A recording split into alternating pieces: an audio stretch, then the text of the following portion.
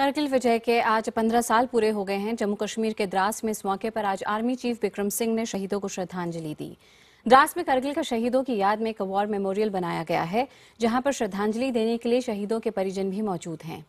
26 जुलाई 1999 को भारतीय जवानों ने करगिल में पाकिस्तान को धूल चटाई थी। सेना ने करगिल में घुस आई पाकिस्तानी सेना और घुसपैठियों को मार भगाया था।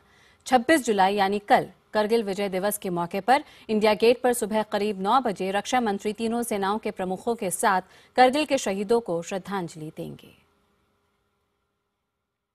ये भरोसा मैं आपको ये दिलाना चाहता हूं as chief of the army staff कि आपकी जो फौज है वो तैनात है बॉर्डर के ऊपर, और उसमें वो काबिलियत है देश की सॉवरेनिटी को, देश की जो टेरिटोरियल इंटीग्रिटी है उसको गार्ड करने के लिए, उसको प्रोटेक्ट करने के लिए। और करगिल के द्रास सेक्टर से हमारे साथ जुड़ रही हैं हमारे वरिष्ठ सहयोगी अनुभा भोसले। उनके साथ मौजूद हैं वीर चक्र प्रताप जिंटू गोगोई के पिता टीआर गोगोई और मां दुल्लू गोगोई। अनुभा, जाहिर तौर पर ये वो बहादुर शहीद हैं जिन्होंने हमारे सुरक्षित कल के लिए अपना जीवन सब न्यौछावर कर दिया। जी हाँ तेजस्विनी, आपने बिल्कुल ठीक कहा। ये वो शहीद के माता पिता हैं जिन्होंने अपना सब कुछ दे दिया है। मेरे साथ, जैसा कि आपने कहा, टीआर गोगोई और दुल्लू गोगोई हैं, कैप्टन जिंटू गोगोई के माता पिता। वीर चक्र, आज फख्र का दिन तो बिल्कुल है, लेकिन जैसा आपने पहले कहा था, थोड़े से दुख का दिन है। आप यहाँ पर दूसरी बार आ रही हैं, क्यों आई हैं आप यहाँ पर? यहाँ ही बेटा का शहीद हुआ, वही देखने के लिए आई हूँ। और एक ही बेटा है, उसको प्रेम है ज्यादा, उसके लिए यहाँ आई हूँ।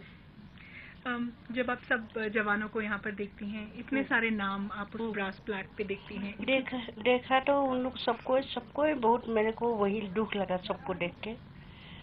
फिर क्या बताऊँ, अभी बेटा तो चले गया, पूरा हम लोगों का नाम रोशन करके गया, वही थोड़ा हम लोग गौरवान्वित हो।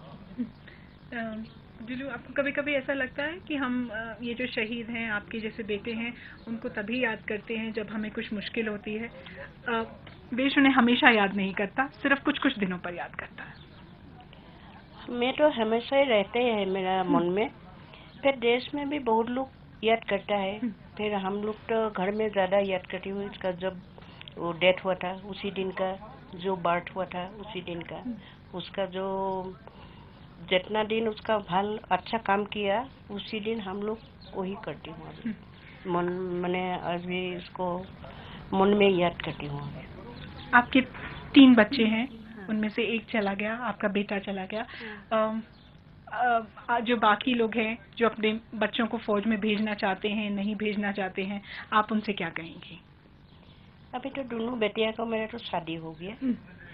पहले तो उन लोगों को मन था वो छोटी वाली को आने के लिए, फिर वो मिला नहीं।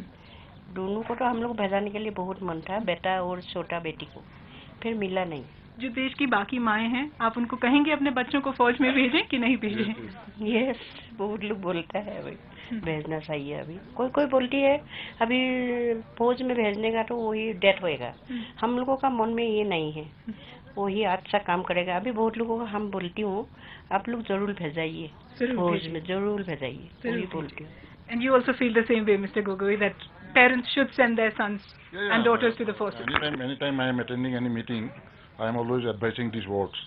That please send your words to the defense forces, so that let them have the integrity of the country, that feeling of proudness, that feeling of oneness, and apart from that, this what they say, एक बार मर जाता है तो कोई याद ही नहीं करता है. It is not the case actually. As a matter of fact, that those soldiers who have been killed, they are being honored by the living soldiers maximum. And apart from that, parents are keeping their lifestyle in different ways. And for me, I have constructed one monumental building for him that is given to the general public for meetings and all. Then I give a meritorious academic award to the students in the name of Captain Jintu Gogoi Memorial Meritorious Academic Award. Okay, sir, I'll have to leave it there. But बहुत shukriya. I think from all our viewers, from anyone who's watching, a big salute to the very brave parents. Thank you so much. बहुत Thank you बहुत so much. शुक्रिया। तेजस्वी, ये कुछ आवाजें हैं, ऐसे बहुत से पेरेंट्स, ऐसे बहुत से नेक्स्ट ऑफ किन जिनके बच्चे शहीद हुए हैं, लेकिन जो फिर भी कह रहे हैं कि जो भी कोई देख रहा है, जो भी कोई माँ बाप देख रहे हैं, उन्होंने अपने बच्चों को फौज में जरूर भेजना चाहिए। बिल्कुल अनुभव, और शायद हम लोग इस बात से बिल्कुल अनजान हैं कि किन विषम परिस्थितियों में ये जवान हमारी हिफाजत करते हैं।